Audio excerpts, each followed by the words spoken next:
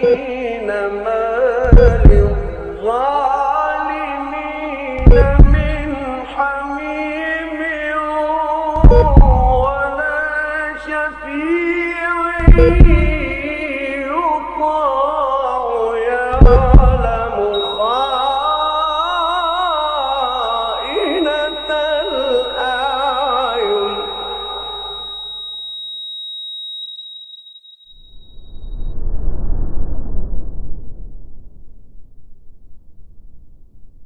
Taib, kemudian dikatakan di sini mulai kriteria istri pilihan.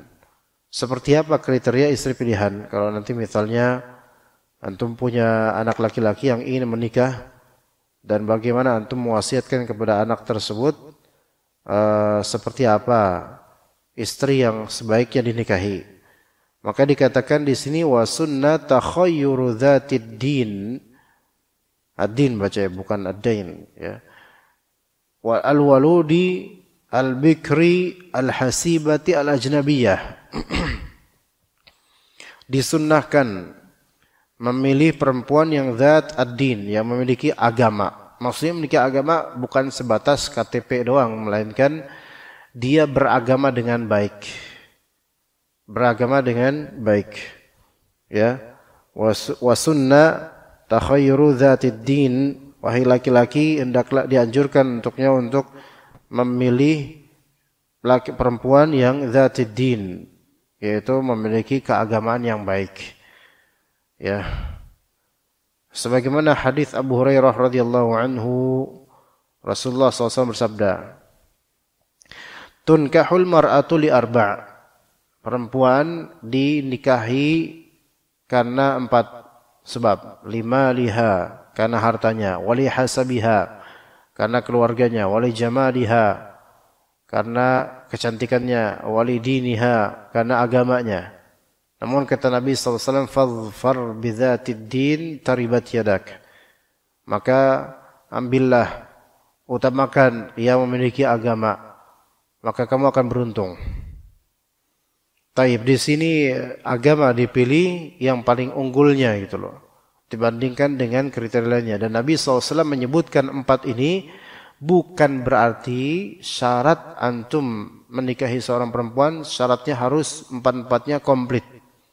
Agamanya bagus, cantiknya juga oke, keluarganya juga mantap, dan hartanya juga kaya. Enggak harus begitu, enggak harus komplit. Ya, enggak harus komplit. Bahkan kalau misalnya antum 4-4-nya enggak masuk ya, maksudnya ini nikah dengan perempuan miskin, keluarganya juga enggak jelas, kemudian ya dibilang cantik enggak, dibilang jelek iya gitu kan, kemudian agamanya juga ya keagamannya kurang. Kalau antum menikah dengannya walaupun enggak boleh, tetap sah nikahnya, tetap sah nikahnya.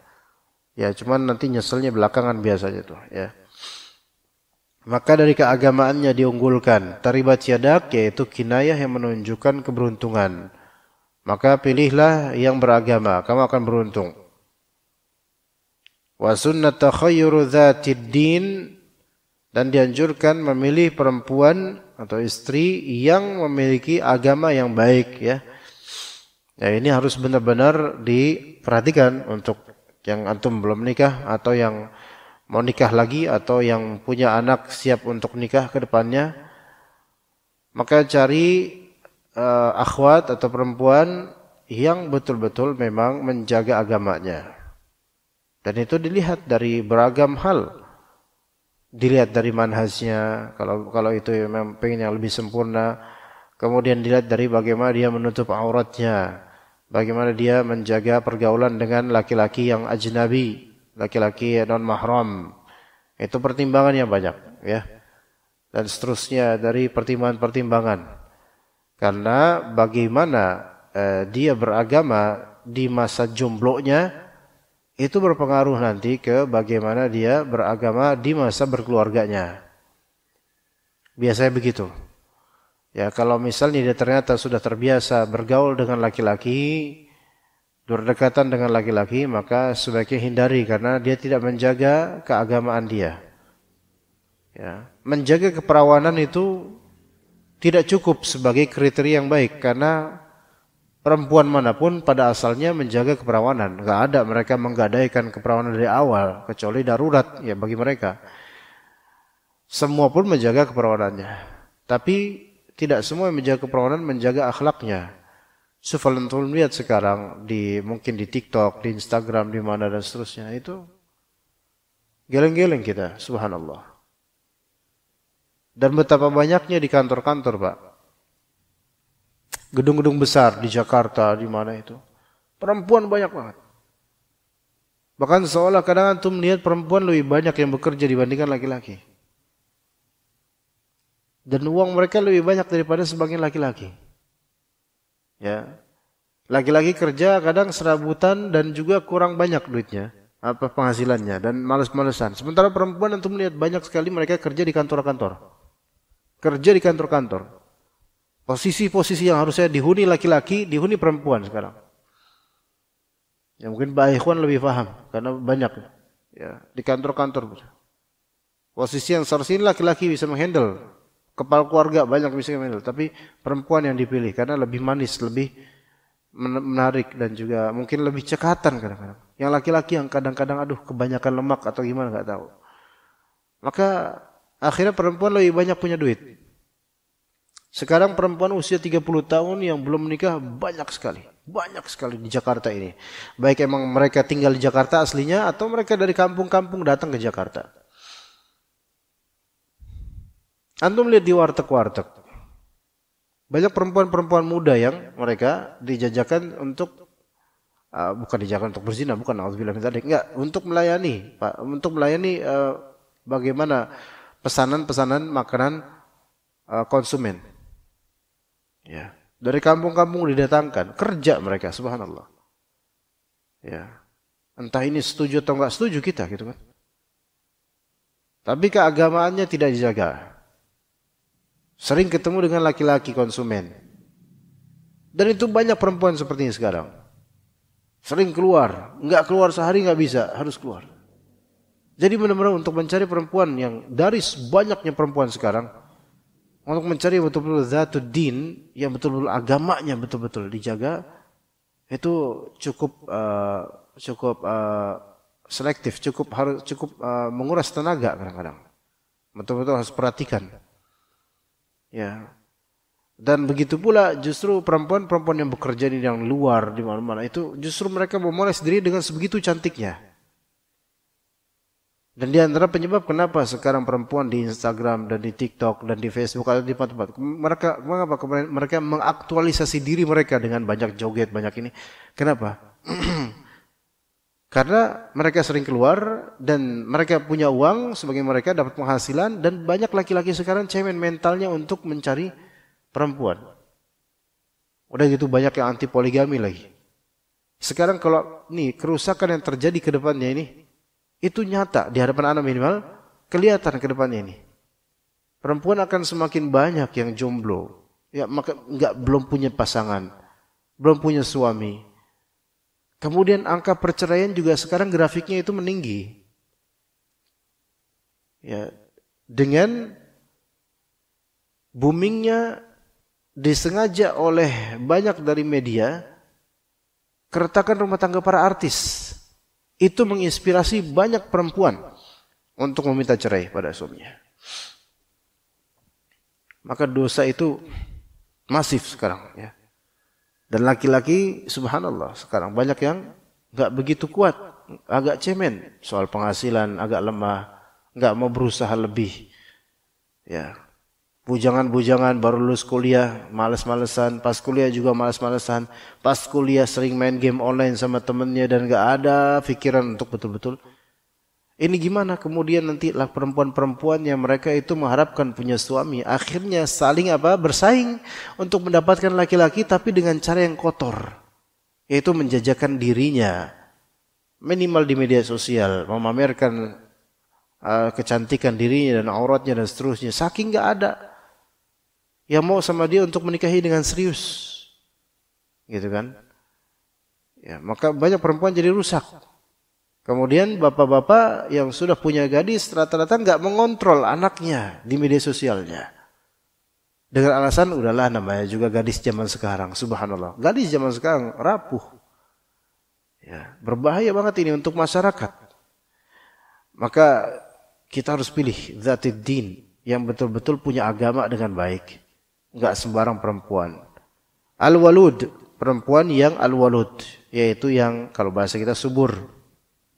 Perempuan yang al-walud yaitu yang subur karena hadis Nabi sallallahu alaihi wasallam, tazawwajul wadudal walud fa inni mukatsirun bikum al-umama yaumal qiyamah. Nikahlilah oleh kalian perempuan yang wadud, penyayang. Al-walud, subur. Penyayang bisa dilihat dari kedekatan sama orang tuanya, terutama ya, kedekatan sama ayah atau ibunya. Ya, adapun perempuan yang enggak dekat sama orang tuanya, ini cenderung lebih keras. Kurang penyayang terhadap anak.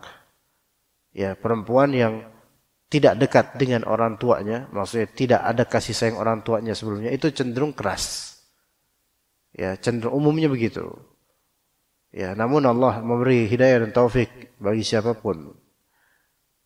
Karena apa? Karena dia tidak ada sampel orang tua. Ya. Maka semakin kita lihat si gadis ini atau perempuan ini dekat dengan orang tuanya, maka yakin dia wadud, sungai lembut. Atau misal juga seorang perempuan yang mengurusi orang tuanya, mengurusi ayahnya atau ibunya dengan sabar, ini menunjukkan dia wadud. Maka kalau misalnya dia masih mengurusi orang tuanya, dekat dengan orang tuanya dan sabar dengan lidah orang tuanya, dan tidak menikah dulu karena orang tuanya ini darurat untuk diurusin, dan tidak mampu menggabungkan antara melayani suami dengan melayani orang tuanya, dia masih memilih orang tuanya dulu, maka menunjukkan dia memiliki sifat al-wud, yaitu kasih sayangnya. Ya, maka kalau kita mencari istri yang wadud, penyayang, itu bisa dilihat seberapa kedekatan dia dengan orang tuanya, baik bapaknya atau ibunya. Kemudian itu tadi al-wadud. Kemudian al-walud yang subur.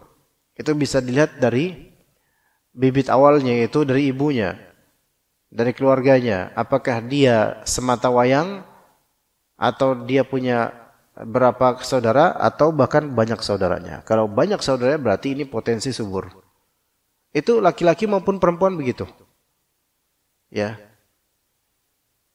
Kita laki-laki kalau banyak saudara kita ya, dari keluarga besar. Maksudnya jadi keluarga besar, ayah ibu, kemudian saudara kita ada berapa gitu misalnya. Banyak.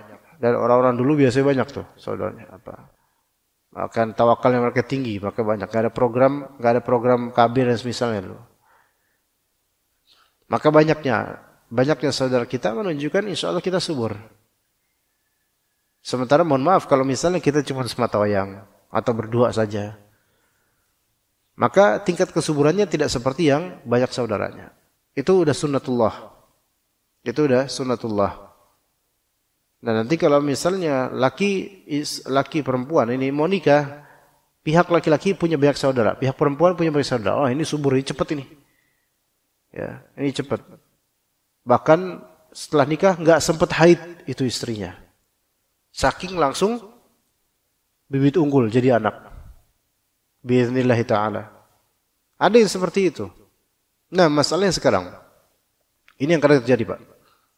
Ini yang kadang terjadi. Kalau kita punya besan, atau punya mertua, atau keluarga istri, terhadap kita ini yang laki-laki, kalau mindset kita pengen punya banyak anak, karena apa? Mengikuti sunnah Nabi SAW, dan juga karena kita biasa punya keluarga yang besar. Namun Allah takdirkan kita menikah dengan perempuan yang mindset keluarganya itu ada pertentangan dengan mindset kita. Yaitu apa? Mungkin keluarga istri kita enggak biasa punya anak banyak. Karena masih mikir sempit rezeki dan seterusnya, subhanallah. Atau memang dari segi keluarga mereka, yaitu bukan keluarga yang subur. Misalnya istri kita cuma 2 bersaudara atau 3 bersaudara atau bahkan semata wayang. Itu kadang kita akan ada pertentangan dengan besan atau dengan mertua. Yaitu mertua akan bilang, gak usah banyak-banyak anaknya. Nah gitu. Ya, itu bisa terjadi kayak gitu. Yang kadang-kadang sampai keluarga istri itu mengkhawatirkan kita banyak anak sehingga istri kita nggak kuat nanti didik anak, rezekinya seret dan seterusnya. Itu bisa terjadi dan itu banyak juga kayak gitu. Karena mindset dan tauhid yang kurang. Ya, makanya seperti itu tentu harus bersabar. Tentu harus bersabar menghadapi ini dan tetap dianjurkan sesuai Nabi SAW. Fa inni mukatsirun bikumul umam yaumil qiyamah. Ya. Saya bangga dengan banyaknya umat saya di hari kiamat, kata Nabi SAW. Maka seseorang yang berazam ingin punya keturunan banyak, itu azam yang merupakan ibadah tersendiri. Maka dia dapat nilai dan pahala dari niatan itu. Ya. Begitu. Kemudian dikatakan al-bikr. Disunnahkan untuk menikah dengan bikr, yaitu perawan.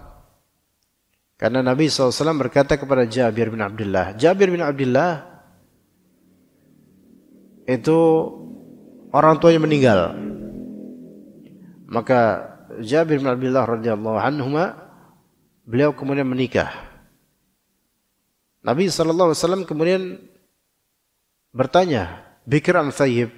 Wahai Jabir, kamu menikah dengan perawan atau janda? Ya, maka kata Jabir, dengan thayyib ya Rasulullah, dengan janda ya Rasulullah. Ya, maka kata Nabi SAW, fahalla bikran tula'ibuha wa tula'ibuk. Kenapa enggak sama perawan saja? Kan kamu bisa main-main dengannya, dia bisa juga manja-manjaan sama kamu. Ah gitu.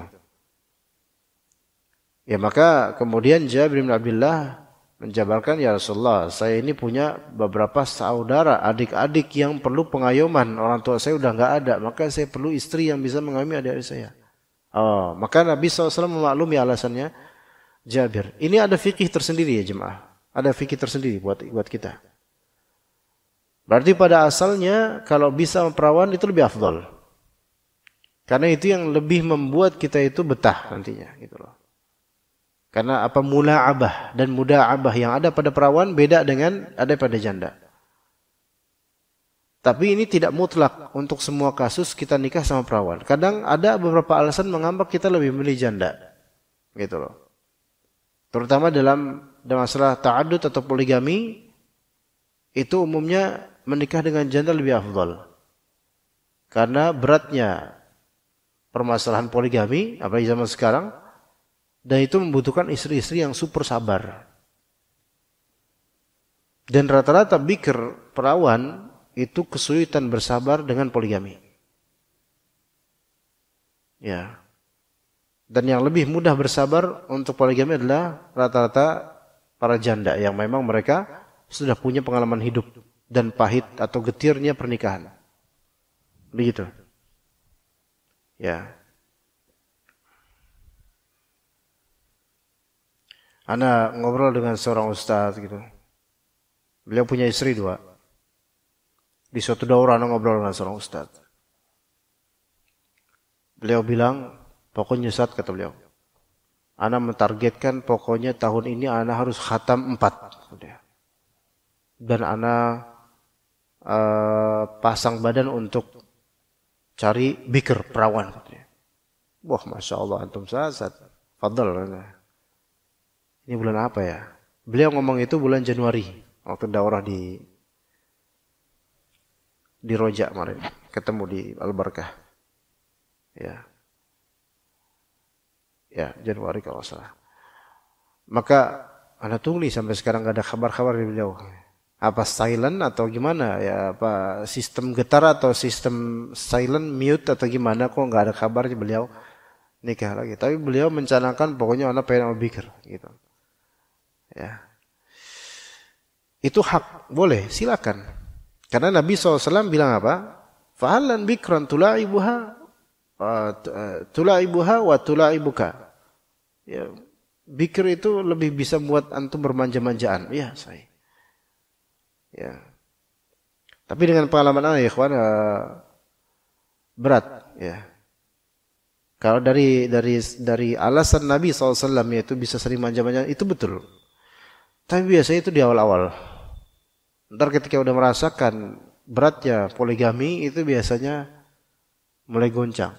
Kecuali kalau Allah berikan kemudahan dan hidayah. Ya.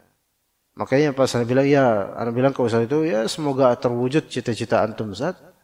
Fadhal. Ya. Tapi sampai sekarang beliau nggak ngabarin apa-apa ke Ana. Jangan-jangan mungkin sengaja nggak ngabarin supaya pas ketemu lagi jeger udah 4 misalnya gitu mungkin maksudnya. Ya tapi terserah, silakan. Karena Nabi SAW menyebutkan itu, silakan. Namun kadang ada alasan menikahi janda itu lebih afdol di beberapa sisi. Dari sisi kesabarannya, umumnya begitu, karena sudah pernah mengalami kegagalan rumah tangga, jadi dia nggak mau lagi.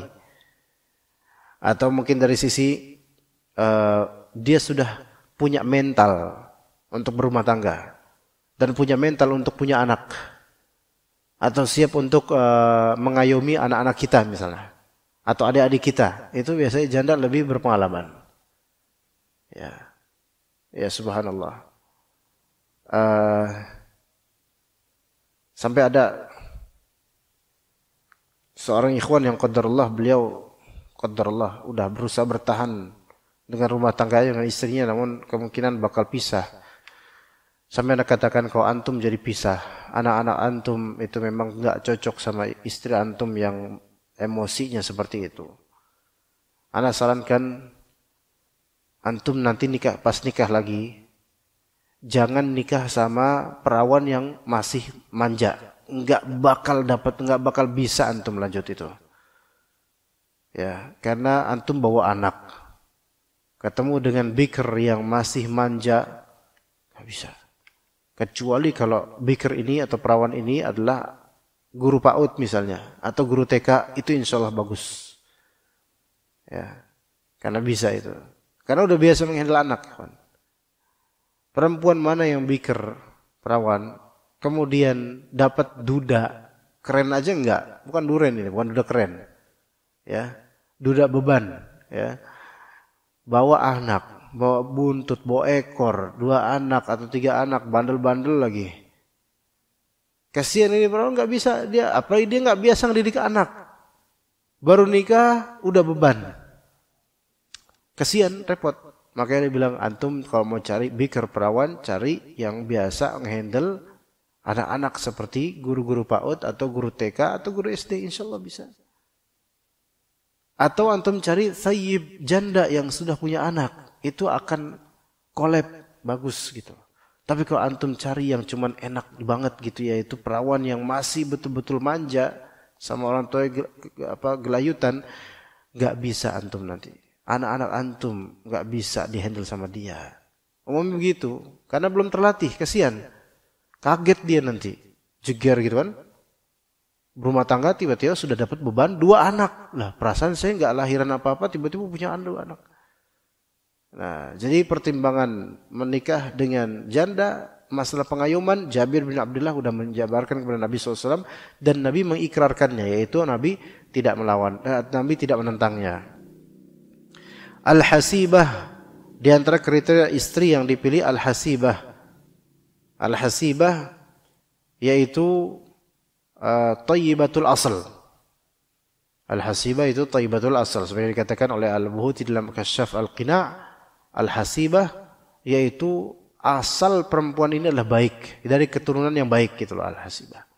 Dari keluarga yang baik, bapaknya saleh, ibunya salehah, atau tokoh mereka, atau keluarga yang merupakan baitul ilm, rumah ilmu, maka ini hasibah seperti ini itu sangat baik untuk dinikahi. Ya. Kenapa? Kata Al-Buhuti rahimahullah, linajabati waladiha. Karena potensi anaknya menjadi anak yang najib, cerdas, baik, bagus itu dari bibit unggul. Dan kerap kali kalau kita lihat keluarga yang bagus ya, agama yang bagus, yang masya Allah itu biasanya malah anak-anaknya banyak tuh. Orang tuanya pinter-pinter gitu loh, maksudnya cerdas, berpendidikan dan sebagainya. Anaknya banyak. Mindset mereka tuh bagus, tawakal mereka bagus. Itu bibit unggul tuh. Kalau antum nikah dengan anaknya, dengan putrinya mereka karena keluarga besar gini dan sudah biasa dengan mindset berkeluarga besar, itu insya Allah anak-anaknya itu baik, bagus. Ya. Tapi mohon maaf kalau misalnya keluarga mindsetnya itu kering, gua aja lah, yang penting rezeki ada, nggak boleh banyak-banyak anak dan itu belum tentu nanti menghasilkan anak yang mindsetnya bagus. Tapi semua kembalikan kepada Allah Azza wa Jalla, hanya kita melihat zahirnya saja. Bahwa saya thayyibatul asl, yaitu akar yang bagus, bibit unggul dari segi kecerdasan mindset dan semisalnya, maka itu insya Allah akan berpengaruh pada anak-anak kita. Al-ajnabiyah. Kemudian kriteria berikutnya ajnabiyah, yaitu perempuan yang asing. Keluarga yang asing. Maksudnya bukan dari orang-orang dekat gitu loh. Bukan dari orang yang dekat secara jarak atau orang yang dekat secara kerabat. Kalau bisa cari yang non kerabat dan beda kecamatan atau beda kota. Itu lebih dianjurkan. Ya. Waja'alnakum syu'uban wa qabaila lita'arafu. Kami jadikan antar kalian itu syu'ub, bangsa dan kabilah agar kalian saling mengenal. Maka ayat ini walaupun bukan untuk masa pernikahan, namun ada sisi dianjurkan kita untuk lebih mengeksplor sesuatu yang lebih asing bagi kita. Nah di sini memang ternyata ya qadarullah, memang benar antar suku itu kadang-kadang udah beda gesekan. Jawa dengan Sumatera misalnya, karakternya beda. Itu kadang-kadang berpengaruh terhadap gesekan dalam rumah tangga dan polemiknya. Iya, bisa. Ya, nggak harus antar suku, nggak harus. Tetapi seenggaknya dia ajnabiyah, bukan kerabat dekat, bukan orang yang familiar banget, ya. Apalagi cuman sepupuan. Nah ini, walaupun sepupu boleh nikah. Tetapi kenapa dianjurkan non kerabat? Ya. Bahkan kenapa? Di antara faedahnya, di antara hikmahnya adalah kata sebagian ulama, li'annahu la ya'manul firaq. Karena kalau misalnya kita nikah sama perempuan orang dekat, itu tidak aman dari firaq.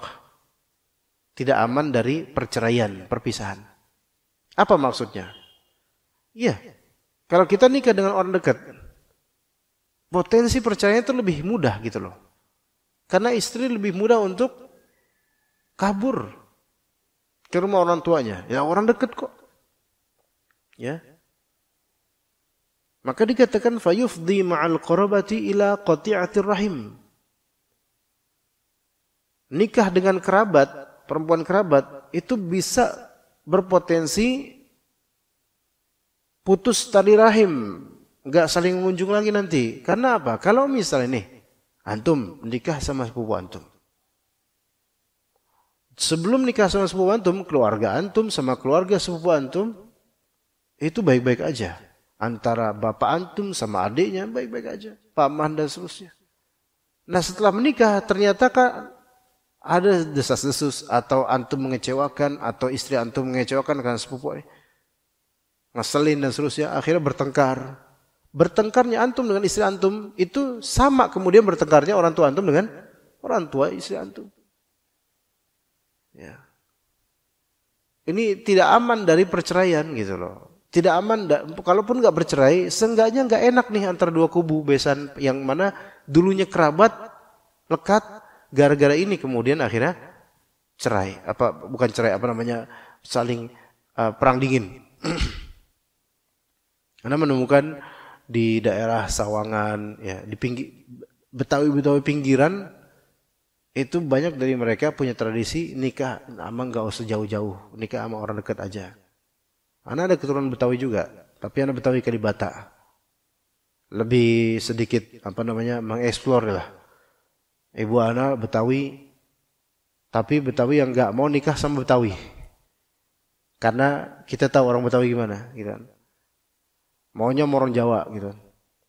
Kan zaman-zaman ketika dulu tahun 60 70 orang Jawa tuh Bagi orang Betawi, orang Jawa tuh gitu loh. Bagi orang Jawa, orang Betawi gitu kan. Dulu masih kayak gitu, Pak.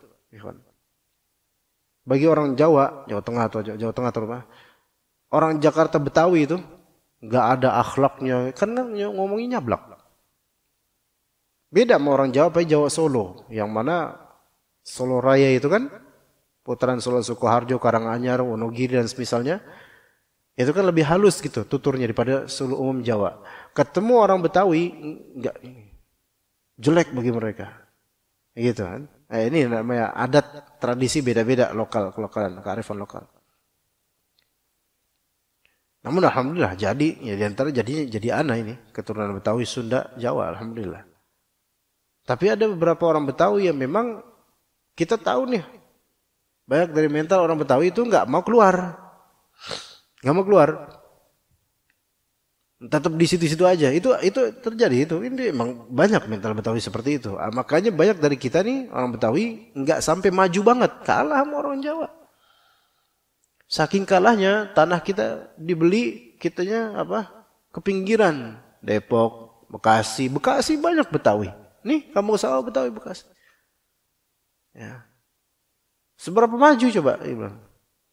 Kemudian Depok, ya ke Bogor, kemudian Tangerang, pinggiran. Tengah ini udah mulai dikuasai oleh orang pendatang.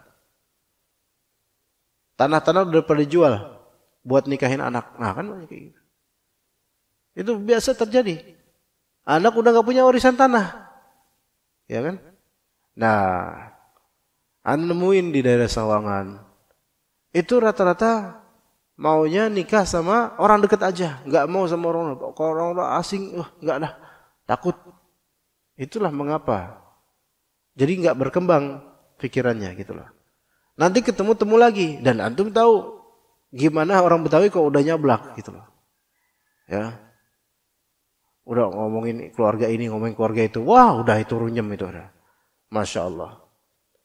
Ya, yang akhirnya tadinya besanan dekat, ya afan, sebelumnya sepupuan atau besa atau antara ini dengan ini itu dekat. Kerabat itu. Setelah nikah anaknya, ya tadinya bagus, baik, lama-lama ketahuan belangnya masing-masing, akhirnya bertengkar. Pertengkaran anak adalah pertengkaran orang tua juga, subhanallah. Beda kalau misalnya ajnabiyah, jauh. Ya, kerabat jauh. Bukan kerabat jauh, orang jauh, bukan kerabat gitu. Ya. Atau rumahnya jauh. Si suami kudu pulang kampung dulu kalau mau ketemu orang tuanya. Ini malah bisa lebih stabil. Ya istri enggak dekat dengan orang tuanya sehingga maksudnya enggak dekat di sini, dibawa sama suaminya.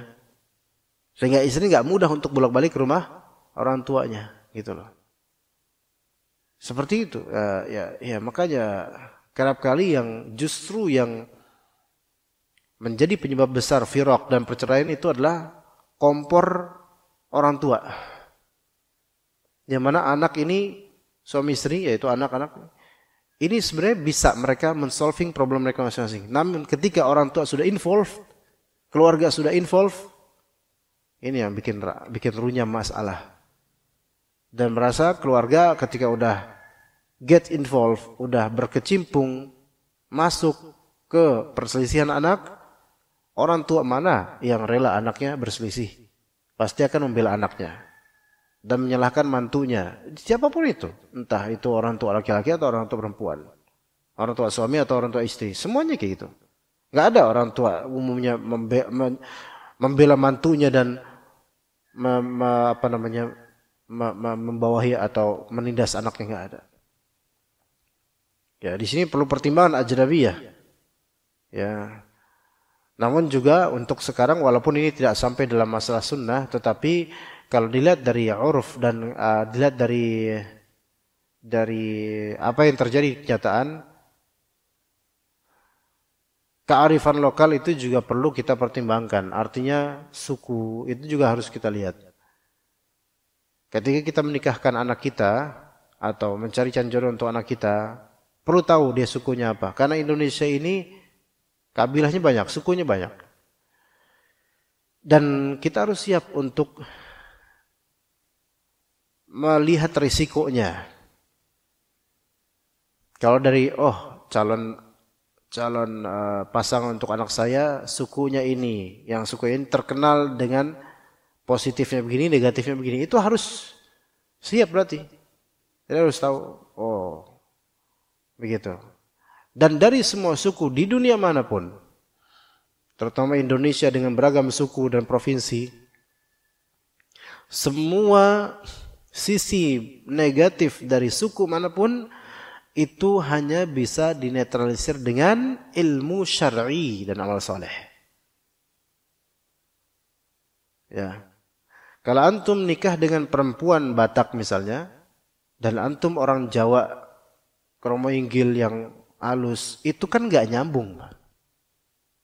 Ya. Tetapi kalau perempuan Batak ini, dia bertakwa pada Allah, bisa bagus. Keluarga yang bertakwa sama Allah, itu nggak lagi dilihat dari sisi negatif yang menurut orang negatif dari suku ini.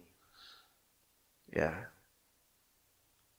Suku apapun, mau Betawi, Sunda dan seterusnya, semua turunan negatif, karakter negatif dari setiap suku manapun itu kalau dinetralisir dengan syariat Allah Azza wa Jalla, dengan ilmu syar'i, itu akan bagus tetap.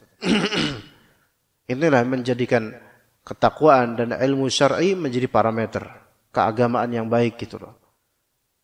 Namun seseorang akan terlihat aslinya ketika dia konflik, mukhasamah, musyajarah, baru kelihatan aslinya manusia itu seperti apa. Begitu. Taib, wala yas'alu an diniha hatta yuhmada jamaluha. Dan janganlah dia bertanya tentang agamanya, keagamaannya, jangan bertanya akan keagamaannya dulu sampai dia memuji kecantikannya. Apa maksudnya? Ketika antum memilih calon istri, mau nikah dengan fulanah, maka yang paling pertama pertimbangannya lihat cantiknya dulu. Ya, cantiknya dulu. Ya, ini yang ditegaskan oleh Imam Ahmad. Kata beliau, "Idza khataba rajulun imra'atan sa'ala 'an jamaliha awalan."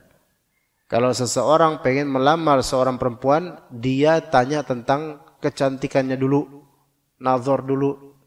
Lihat cantik enggak? Jangan lewat kabar orang doang. Lihat. Itu dulu. Fa in humida sa'ala 'an diniha. Kalau misalnya ternyata cantiknya itu hal yang terpuji, maksudnya dia suka dengan kecantikannya, baru dia tanya tentang keagamaannya, dia jejakin ini bagus nggak nih akhwat ini dan seterusnya tentang agamanya. Fa in humida tazawwaj. Kalau misalnya ternyata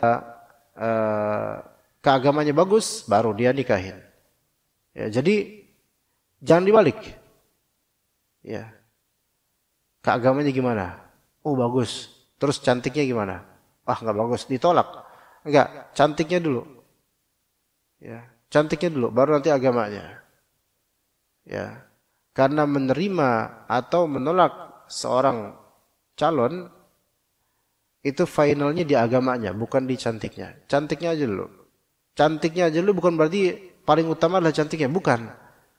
Melainkan kita tanya agama atau keagamaannya di akhir, supaya ketika kita menolaknya karena keagamaannya dia kurang. Dan kalau kita menerimanya karena agamanya bagus. Beda kalau dibalik. Kita tanya, manhaj salaf enggak? Oh iya. Ya udah, cantik enggak? Oh cantik. Oh berarti ini menerimanya bukan karena manhaj salafnya, melainkan menerimanya karena cantiknya. Ya begitu. Ya maka itu yang dijadikan fikiran oleh Imam Ahmad. Maka mulai dulu dari bertanya tentang cantik atau enggak dia. Maka wajar laki-laki itu ketika ditawarin, antum mau enggak nih, ada nih akhwat, dia siap nikah, antum mau enggak? Terus antum nanya, cantik enggak gitu. Itu wajar. Oh ente maunya emang cantik. Lah iyalah, orang laki-laki normal. Lah kan kita kan nikah supaya menikmati. Masa kita nikah mau gombel? Sama yang akhwat yang cantik wajar. Ya cantik ya. Iya cantik alhamdulillah. Coba nanti anak nazar. Nah gitu baru. Gitu kan. Jangan kemudian, ente maunya main cantik-cantik aja. Ya. Ada umat-umat itu juga mereka memprotes poligami, tapi nggak berani memprotes syariatnya. Padahal sebenarnya kalbu mereka banyak yang sebenarnya nggak suka sama syariat ini. Sampai mereka mengatakan Rasulullah itu dulu kalau nikah itu sama janda-janda tua dan seterusnya gitu, nggak cantik dan seterusnya. Sekarang laki-laki yang poligami itu cuman syahwat doang, maunya nikah sama yang cantik-cantik. Loh, itu berarti laki-laki normal. Iyalah, Rasulullah emang dikira ini kan sama aja ngatain Rasulullah, ngatain istri Rasulullah. Tua jelek gitu, itu kan kayak gitu ngatain.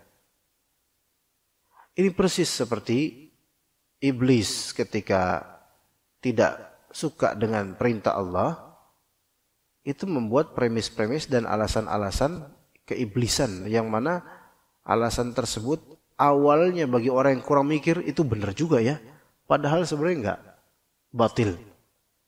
Saya lebih baik dari dia, kata iblis. Engkau menciptakan saya dari api, dia diciptakan dari tanah, seolah-olah api lebih baik daripada tanah, padahal terbalik. Sama kayak gini. Ya, kalau imam mau ta'adud poligami itu kayak Nabi dong. Sama janda tua, nggak cantik. Ini kan mereka kalau dipikir-pikir lebih dalam, ini sama aja ngatain istri Nabi itu reot, jelek. Gitu. Kita mau nggak sih punya ummahatul mukminin, ibunya kaum mukminin yang jelek? Mau nggak antum ngatain ibu antum? Ibu ana udah tua, reot, jelek, hitam lagi gitu. Pasti antum nggak mau ngomong kayak gitu. Walaupun kenyataannya bisa aja gitu, tapi antum nggak bakal mau ngomong gitu. Tapi umat ini saking nggak senang dengan syariat ini, mereka itu sadar nggak sadar ngomong seperti itu. Ya seolah-olah istri-istri Nabi itu nggak cantik, yang cantik cuma Aisyah doang. Oh nggak tahu aja ini. Terus tua semua gitu katanya. Padahal kalau didokumentasikan banyak istri Nabi yang ternyata nggak tua-tua amat, yang tua Nabi SAW. Ya begitu. Maka keagamaannya penting, ya didahulukan dari segi hal yang paling diperhatikan oleh kita terhadap kriteria untuk anak kita juga nanti. Ya terhadap istri, karena istri itu yang akan mendidik anak-anak. Kalau misalnya istrinya ternyata nggak bisa mendidik anak-anak ya, atau nggak punya keagamaan yang baik, itu yang nanti akan merepotkan. Itu yang nanti akan merepotkan, dan betapa banyak yang seperti itu. Ya, tidak bisa mendidik anak waktu kecil, waktu masih remaja, foya-foya. Ya, nggak pernah punya pikiran untuk mendidik, nggak punya ilmu, jarang beramal, maunya hidup enak. Ya, perempuan kok kayak gitu mah jadi bidadari di surga bisa. Tapi kalau di dunia tempatnya beramal, itu nggak bisa beramal yang seperti ini. Ya. Ya mudah-mudahan bermanfaat. Barakallahu fikum jami'an. Jazakumullah khair jaza atas kehadiran antum semua. Wassallallahu ala nabiyina Muhammad wa ala alihi wa sahbihi ajma'in. Subhanakallahumma bihamdika asyhadu an la ilaha illa anta astaghfiruka wa atubu ilaik. Assalamualaikum warahmatullahi wabarakatuh.